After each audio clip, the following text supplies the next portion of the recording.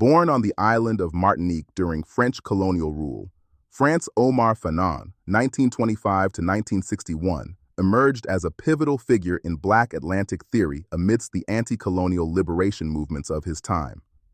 His writings incorporated a diverse mix of poetry, psychology, philosophy, and political theory, leaving a profound and lasting impact across the global South. During his lifetime, he authored two seminal works, Black Skin, White Masks, in 1952 and The Wretched of the Earth in 1961. Additionally, his essay collections, A Dying Colonialism, 1959, and Toward the African Revolution, published posthumously in 1964, further illustrate the evolution of a radical thinker whose journey spanned from the Caribbean to Europe, North Africa, and Sub-Saharan Africa, continuously reshaping his ideas at each destination. The 2015 publication of his unpublished writings, Écrits sur l'aliénation et la liberté, is likely to enhance our comprehension of the origins and intellectual framework of Fanon's thought. Fanon tackled the pressing issues of his time, including language, emotion, sexuality, gender, race and racism, religion, social structure, and temporal concepts. His influence was felt immediately upon his arrival in Algeria, where he was appointed to a psychiatry position at Ville-de-Joinville Hospital in 1953. His engagement in the Algerian revolutionary struggle broadened his perspective from theories of Black identity to a more comprehensive examination of colonialism, anti-colonial movements, and visions for a post-colonial culture and society.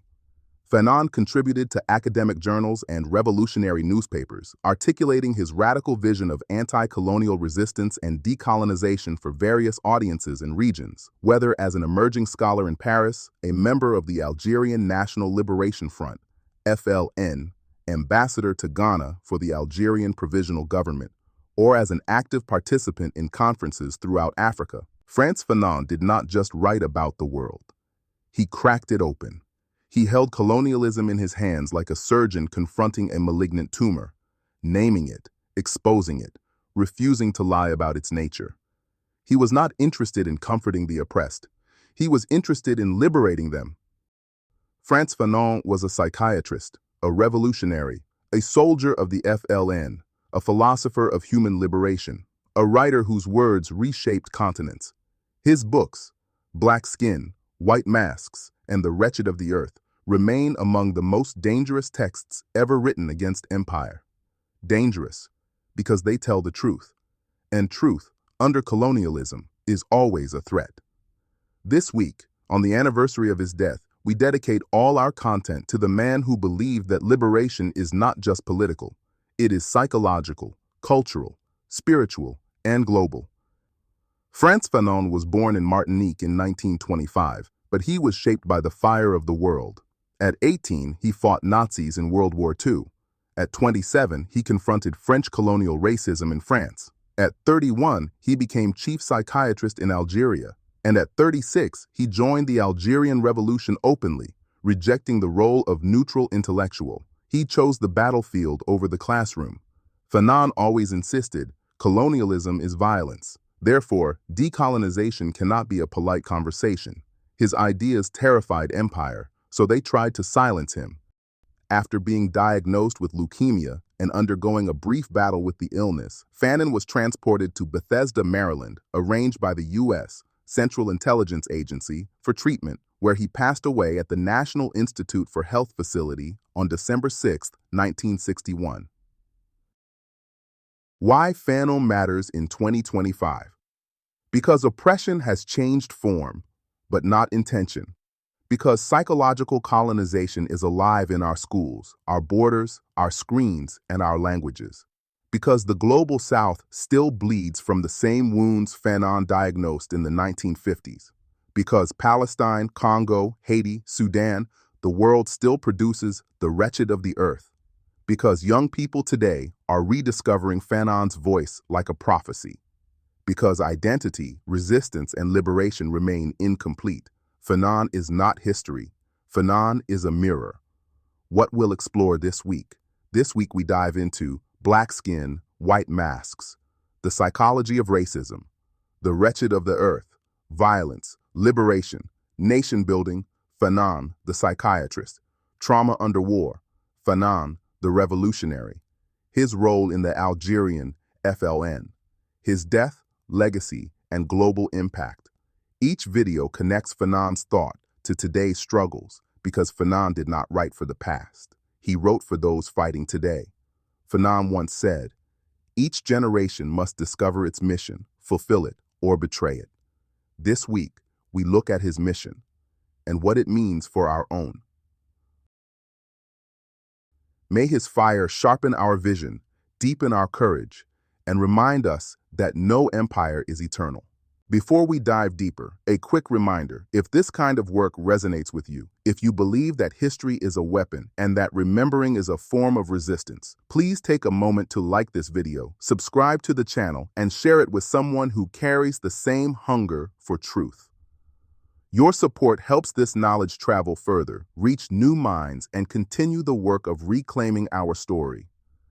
Every gesture of support helps this knowledge survive, grow, and reach those who have been denied it for far too long. Now, back to our story.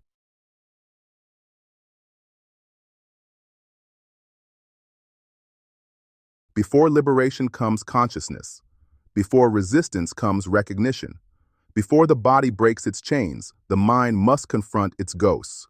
In 1952, a young Frantz Fanon submitted a manuscript to the University of Lyon, a bold, uncompromising psychological study of racism, identity, and colonial domination. That manuscript would become Black Skin, White Masks. But the university rejected it. Not because it lacked intellectual depth, not because it lacked scientific rigor, but because Fanon refused to stay in the narrow, neutral box expected of colonized students. His thesis attacked colonialism, openly, psychologically, structurally. It exposed how racism destroys the personality, fractures the self, and deforms entire societies. It showed how language, desire, and identity become weapons under white supremacy. It named France explicitly as the source of the trauma he was analyzing. The examiners called it too political, too militant, too explosive. They wanted a calm medical paper, detached and obedient. Fanon gave them a mirror instead. And colonial institutions do not like mirrors, so they rejected the thesis. But they could not silence the book. Black Skin, White Masks became one of the most important works of the 20th century because Fanon dared to diagnose racism truthfully. This book is not the thesis they expected. This book is the truth they feared. Fanon had lived the contradictions. The black child taught to love the white world, the colonized subject asked to mimic the colonizer, the man forced to see himself through someone else's eyes. This book is not about racism as an idea. It is about racism as an intimate catastrophe. Fanon begins with a sensation millions of colonized and diasporic people know too well. Look, a Negro. Not as a description, but as a sentence, a wound delivered by society. The black person becomes an object, a spectacle, a problem, a thing to be named, pointed at, controlled. And so begins the splitting of the self. On one side, the black body. On the other, the white mask. The internalized desire to fit into a world that was never built for you. Fanon asks, what happens to a person who must constantly justify their humanity? What does it do to the soul to be told you are inferior, not once, but every day? This is not psychology. This is colonialism entering the bloodstream. Language as a weapon. For Fanon, language is never neutral. To speak French like a white man was not just grammar. It was the price of acceptance. In the colony, language becomes a border. To speak the colonizer's tongue is to be civilized. To speak your own is to be primitive. And so, slowly, silently, the colonized learns to despise the sound of their own people. Fanon calls this the epidermalization of inferiority. Inferiority turned into skin. Inferiority turned into identity. Desire under domination. Perhaps the most controversial chapter in the book, the section on interracial desire under colonial rule. Fanon does not judge attraction, he judges the system. He exposes how colonialism teaches some to desire whiteness as salvation, to seek love not as connection, but as escape, escape from blackness, from history, from stigma. This is not about romance. It is about the violent architecture that shapes our most intimate choices. Fanon writes, I was responsible at the same time for my body, for my race, for my ancestors. To be black in a white supremacist system is to carry the weight of a story written against you. When the black person enters a white space, they are not perceived as an individual. They are perceived as a category, a stereotype, a threat, an expectation. Fanon calls this triple consciousness. More than W.E.B. Du Bois's double consciousness, this is identity under siege. You are not only who you think you are who white society imagines you to be. Fanon's diagnosis. Fanon refuses pity. He refuses victimhood. He refuses to let colonized people carry the shame of their oppression. He writes, the oppressed will always believe the worst about themselves, not because it is true, but because the world insists on it. His conclusion is a radical one. Racism is not a psychological problem. It is a political structure. Only revolution can cure it. Why black skin? White masks still matters. Because the wounds Fanon described remain open. In police violence, in colorism, in media representation, in education systems, in the global hierarchy of language, in the desire for proximity to whiteness, in the shame attached to black bodies, hair, names, accents. Fanon helps us name what we feel, but we're never taught to articulate. He gives language to the wound, and naming the wound is the first step toward healing and revolution. Fanon did not write to impress universities, he wrote to liberate people, and liberation begins by unmasking the lies we inherited. If black skin, white masks taught you anything, tell us in the comments.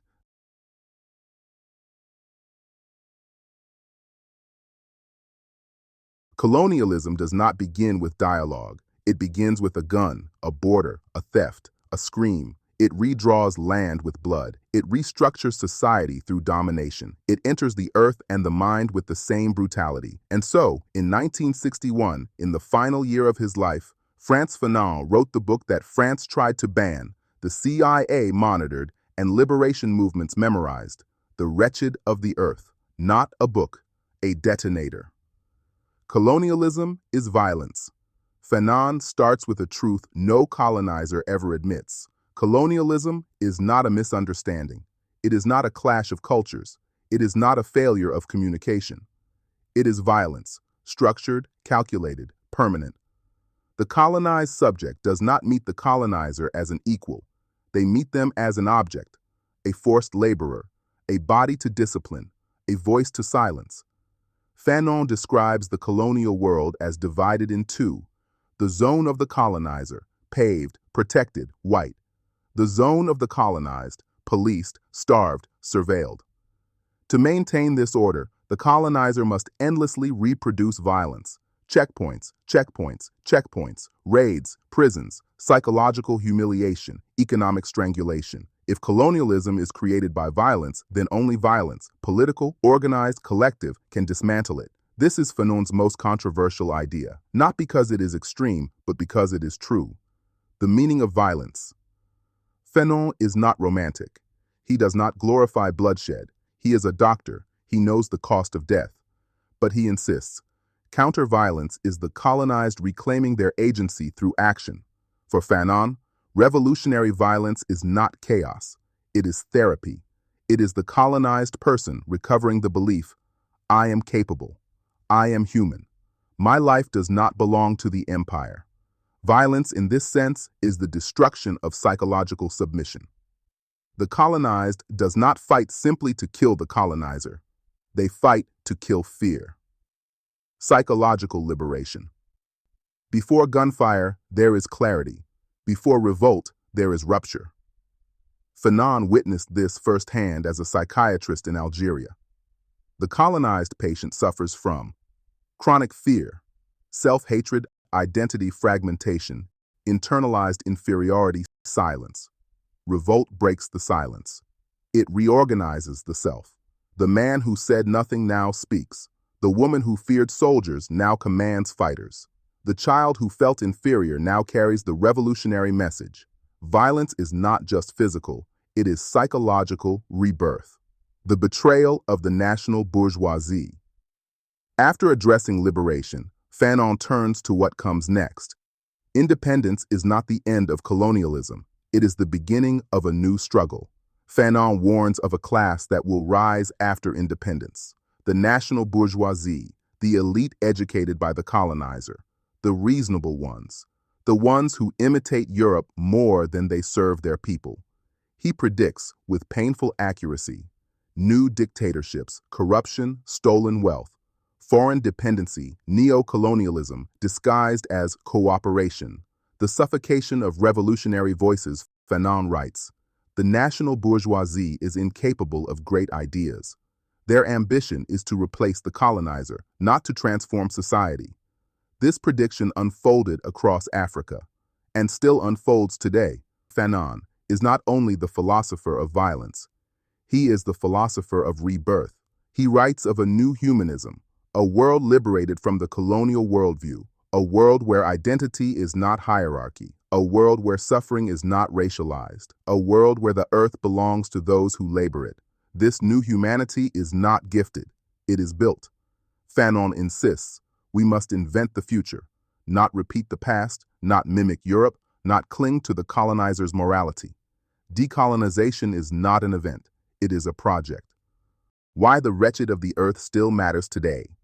Because the colonial world is still here.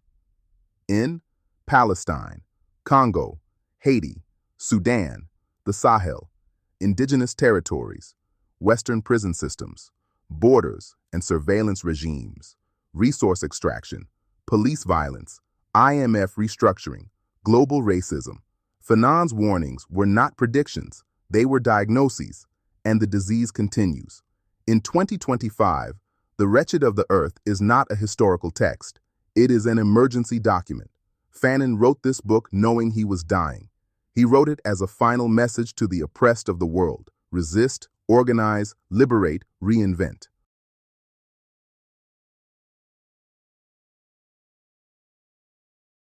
Before Frantz Fanon became the philosopher of liberation, before the revolutionary, before the Wretched of the Earth, there was the doctor, the psychiatrist, the listener of pain. And it is in the hospital, not the battlefield, that Fanon first witnessed the true nature of colonial violence. Fanon treated minds shattered by occupation, souls dislocated by racism, bodies broken by torture. What he saw in those hospital rooms would shape everything he later wrote. Arrival in Algeria. Entering a wounded world. In 1953, at just 27 years old, Fanon became chief psychiatrist of the Blida Joinville Hospital in French-occupied Algeria. He entered a world where Algerian patients were treated like children, French patients received full human care, Arab and Berber culture was dismissed as pathology, colonial power reached even the psychiatric ward. Fanon quickly realized, you cannot treat mental illness in a colony without addressing the colonial system itself.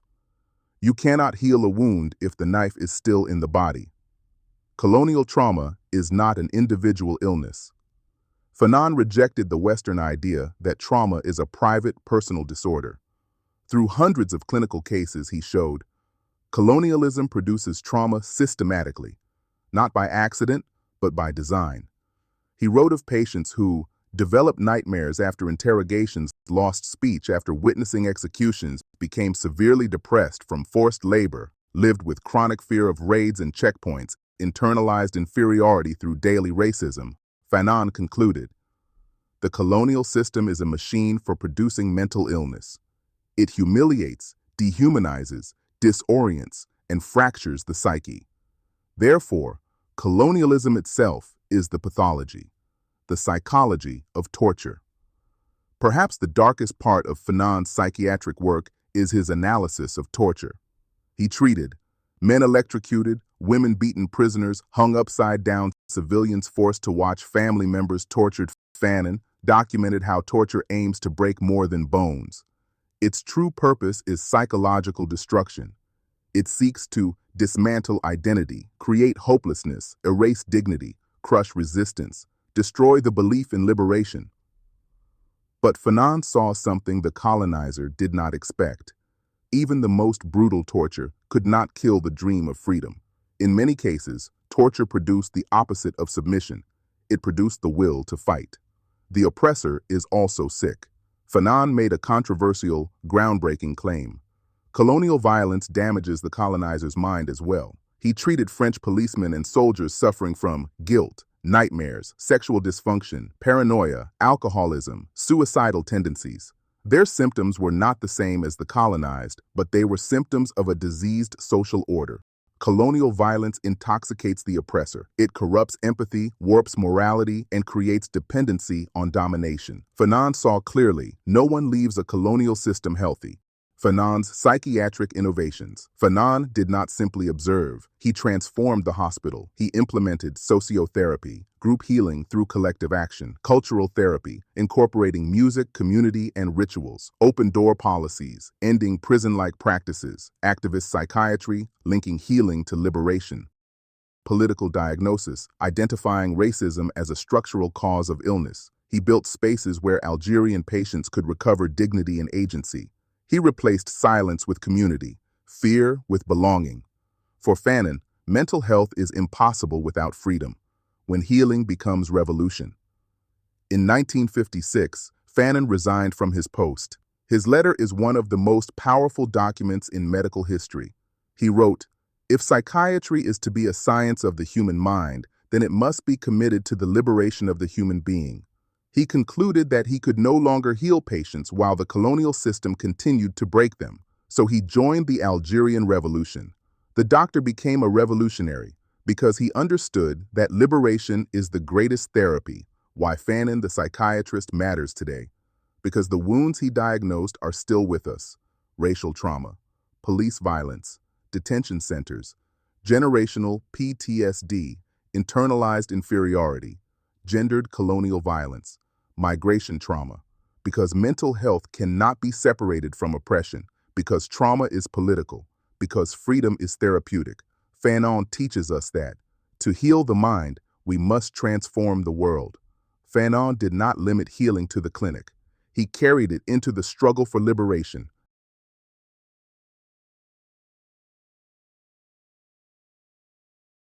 Frantz Fanon did not write from the sidelines. He wrote in motion, in exile, in revolution, with one foot in the clinic and the other in the battlefield. If Day 4 revealed how Fanon understood the mental scars of colonialism, Day 5 shows how he turned that understanding into strategy, how he helped ignite the liberation of an entire continent. This is the African legacy of Frantz Fanon. Algeria, the turning point. Before Fanon shaped Africa, he shaped Algeria. After resigning from the psychiatric hospital, he joined the FLN, the National Liberation Front. He became a strategist, a writer for El Mujahid, the FLN newspaper, an analyst of colonial violence, an international diplomat, a bridge between Africa and the global anti-colonial world. Fanon believed Algeria would either break French colonialism or Africa would remain trapped. He saw Algeria as the gateway of African liberation, and he was right, a diplomat for the revolution. In 1959, Fanon was appointed ambassador of the Provisional Algerian government to Ghana. His job, build a Pan-African network capable of overthrowing colonialism. In Accra, he worked under Kwame Nkrumah's protection, a president who fully understood Fanon's mission. Ghana became the hub where revolutionaries from across the continent met Fanon. Congolese, Angolans, Mozambicans, Guineans, South Africans. He used Ghana as a base to train, advise, and coordinate. He traveled tirelessly across West Africa, East Africa, and North Africa. His diplomatic suitcase carried revolutionary theory, psychological insight, and political intelligence. Fanon became a moving nerve center of African liberation. Guinea-Bissau, the Fanon-Cabral connection. Among all African revolutionaries, none resonated with Fanon more than Amilcar Cabral, leader of the PAIGC. They shared a Marxist analysis of colonial domination, an emphasis on political education, a belief in the humanity of peasants, a commitment to liberation grounded in dignity.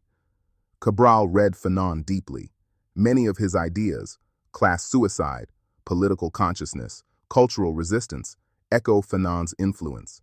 Fanon, for his part, saw in Cabral the most disciplined and scientific revolutionary of his generation. When Fanon spoke of Africa's future, Cabral was the example he pointed toward. Angola and Mozambique, the spread of Fanonism. Fanon's ideas became central to movements like MPLA in Angola, Frelimo in Mozambique, ZANU and ZAPU in Zimbabwe, SWAPO in Namibia. Why? Because Fanon offered not just philosophy, but strategy. How to politicize the peasantry. Why the colonial state must be dismantled, not reformed. How violence reshapes the psyche of the oppressed. Why the national bourgeoisie becomes a danger after independence. Why culture is a battleground. Fanon's teachings traveled across guerrilla camps, underground organizing spaces, and political training sessions. For many young fighters, the Wretched of the Earth became a manual. The Congo Crisis, Fanon's last battle. One of Fanon's final missions was in the Congo. After the assassination of Patrice Lumumba in 1961, an event Fanon predicted months before, Fanon helped FLN networks support Lumumbist forces resisting neo-colonial takeover. He wrote passionately that the Congo was the heart of Africa, and that whoever controlled it could control the continent. His analysis was chillingly accurate. Even while dying of leukemia, Fanon was advocating for resistance in the Congo. His last political obsession was dismantling neo-colonialism. He warned, "African flags can rise, but colonial power can remain. Beware the new African elites." This warning still echoes today. Fanon's influence on African leaders. Long after his death, Fanon shaped some of Africa's most iconic leaders.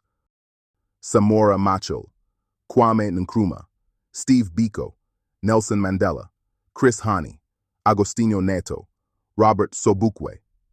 His concepts appear everywhere. Black consciousness, cultural nationalism, armed struggle, revolutionary humanism, critiques of the bourgeoisie, Pan-African internationalism. Biko, in particular, read Fanon with devotion. And Mandela himself said Fanon spoke to the condition of Africa. Why Fanon still matters in Africa today. Because the issues he exposed remain unresolved. Neo-colonial economics, racial capitalism, foreign military interventions, comprador elites, psychological trauma, cultural erasure, Western control of African resources. Fanon reminds us, independence is not liberation. Liberation is ongoing. He forces us to look beyond flags, beyond elections, to the deeper structures of domination, and he pushes us toward a larger dream, an Africa free in the mind, free in the land, free in the body, free in the world. Fanon believed that the fate of the world depended on Africa, that new humanism would rise from this continent, that liberation would begin here or nowhere.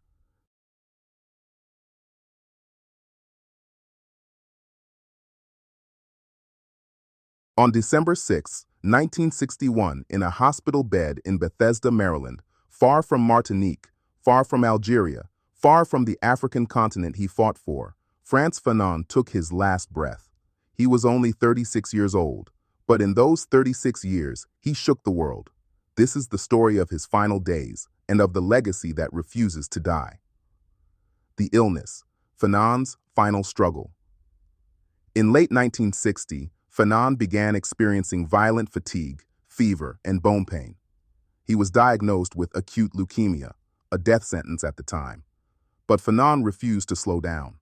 He kept working, writing, traveling, meeting revolutionaries. He said, "The struggle continues, even inside the body." Even as the disease devoured him, he remained focused on Africa's liberation. His last desire was to complete a final book, A Weapon for the Colonized. Fanon wrote The Wretched of the Earth in a fever, sometimes lying down, sometimes unable to walk, sometimes dictating from a stretcher. Witnesses say his hands trembled so violently he needed help turning pages.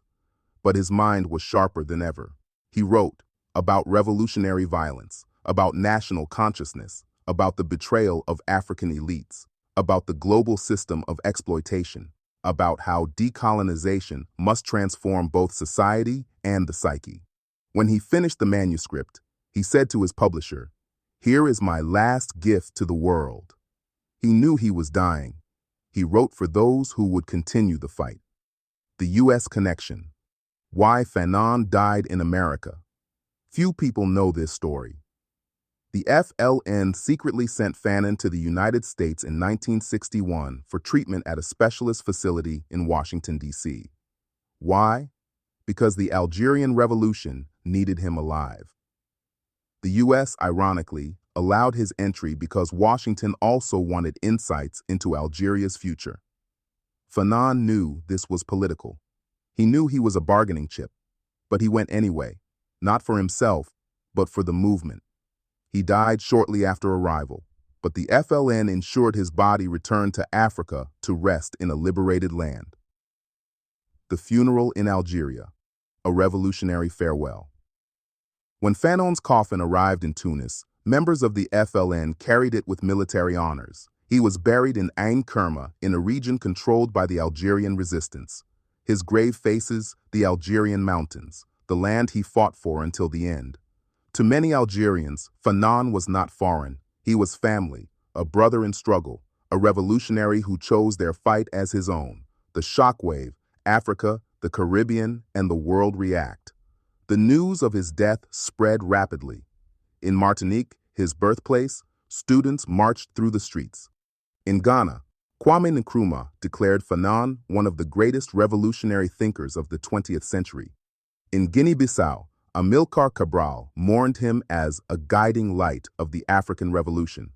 In South Africa, Fanon became central to the emerging Black consciousness movement. In the U.S., the Black Panthers treated The Wretched of the Earth as required reading. In the Caribbean, Fanon became a symbol of radical Caribbean identity. Across the world, his voice spoke to the oppressed, the colonized, the marginalized. His death only amplified his message. Fanon's warnings for the post-colonial world. Perhaps Fanon's most prophetic contributions are his warnings about the post-independence era. He predicted corruption among the national bourgeoisie, the return of colonial structures under African leaders, the continuation of economic exploitation, the creation of a native elite serving the West, the betrayal of revolutionary ideals, the danger of tribalism manipulated by imperial powers. Because he understood that colonialism is not just a political system, it is an economic and psychological structure that survives long after independence. Fanon and the future, why he still matters. Fanon speaks to the crises of our time. Ongoing neocolonialism, foreign military presence in Africa, extraction of minerals and labor, global anti-Black violence, migration and borders, cultural alienation, mental health under oppression. He reminds us that decolonization is not an event, it is a continuous process.